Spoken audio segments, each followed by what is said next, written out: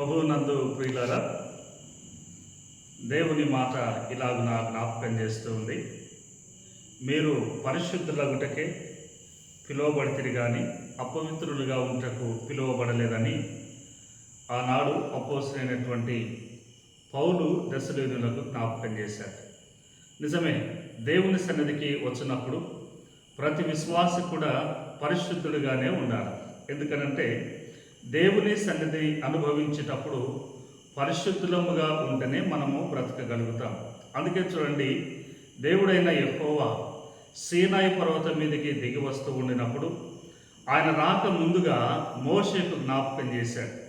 నీవు వెళ్ళి ఇశ్రాయేలీలకు ఇలాగున జ్ఞాపకం చేయము, వారిని తమను తాము పరిశుద్ధపరచుకొనుము అని జ్ఞాపకం చేయగా, ఇశ్రాయేలు ప్రజలు మరి 3 దినములుగా దేవుని సన్నిధిని అనుభవించడానికి తమను తాము పరిశుద్ధపరుచుకున్నారు. ఎలాగనగా వస్త్రములను శుద్ధి చేసుకున్నారు.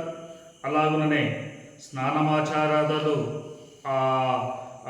ఆచరించారు. అలాగుననే ఏ మనుషుడు కూడా తమ స్త్రీల దగ్గరికి చేరకుండా తమను తాము పరిశుద్ధపరుచుకున్నారు. కనుక ఏ విధమైనటువంటి పరిశుద్ధత దేవుని సన్నిధికి వచ్చినప్పుడు ప్రతి విశ్వాసి కూడా కలిగి ఉండాలని దేవుని మాట జ్ఞాపకం చేస్తుంది. దేవుడు మనను అలాగున నడిపించును గాక.